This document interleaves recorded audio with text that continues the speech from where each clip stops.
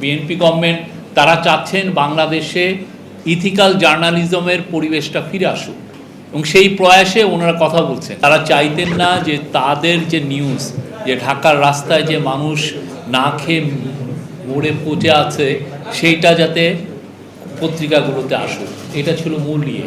অবশ্যই পাওয়ারকে কনসিলিডেট করার একটা প্রয়াস ছিল, কিন্তু আপনারা জানেন কিনা, আমি সবাইকে বলবো নওমি হোসেনের বই পড়তে, দ্য 8 ল্যাব। ওইখানে উনি স্পষ্ট, ওনার কাজটাই হচ্ছে উনি সোয়াসে পড়ান, প্রফেসর ইউএসের। ওইখানে বলা আছে যে 74-75 সালে যে আমাদের ফ্যামিন হয়েছিল, সেই ফ্যামিনে 15 লক্ষ লোক মারা গিয়েছিল।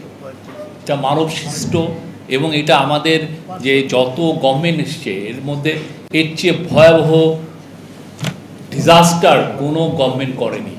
এটা আনবিলিভেবল। এবং এই যে এই জায়গার থেকে যে আমাদের যে রিটার্ন আসা, এবং এইটা আপনি একজন বলেছেন যে অমর্ত্য সেনের কথা, যে আমাদের ডেমোক্রেসি ছিল না, আমাদের মিডিয়ার কণ্ঠরোধ করে দেওয়া হয়েছিল, কারণ এই অপকর্মগুলো তারা চাইতেন না যে এটা মানুষ জানুক।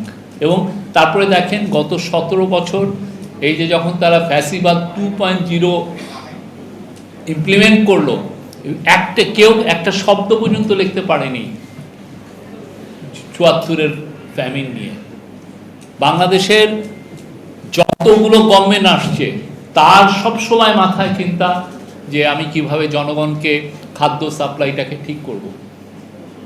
আপনি যদি সাইফুর রহমানের বই পড়েন দেখবেন যে প্রেসিডেন্ট জিয়া তাকে কত জায়গায় পাঠাচ্ছে। সেই 76-77 সালে সিমিলার একটা সমস্যা তৈরি হওয়ার সম্ভাবনা ছিল, কিন্তু উনি এমন কোনো দেশ নাই যে পাঠান নাই যে আমাদের যাতে খাদ্য সহায়তা এবং আমরা যেন ফার্টিলাইজার ফ্যাক্টরিগুলো খুব দ্রুত সেট আপ করতে পারি সেই জন্য।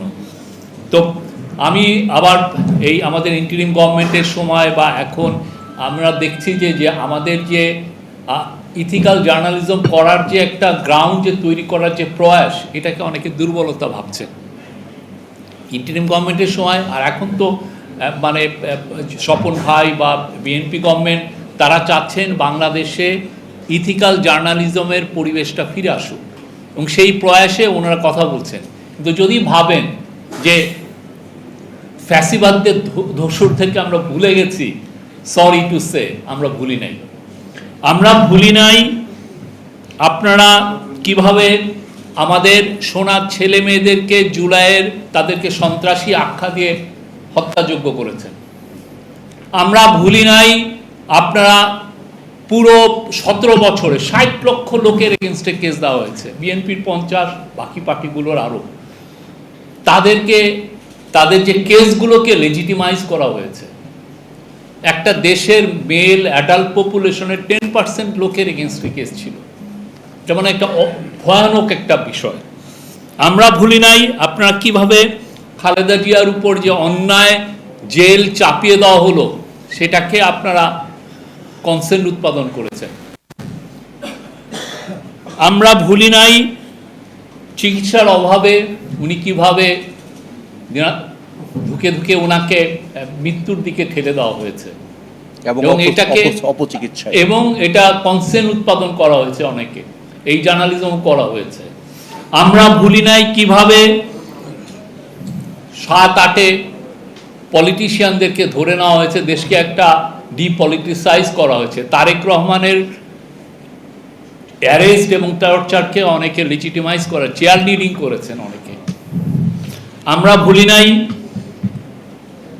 আপনারা আমাদের জার্নালিজমকে, যারা ভিন্ন মতের জার্নাল, তাদেরকে আপনারা ডিলেজিটিমাইজ কিভাবে করতে চেয়েছেন।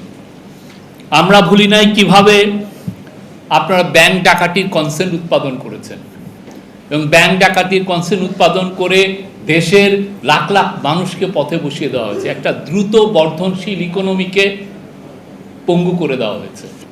আমরা ভুলি নাই জুন 1675 সালকে।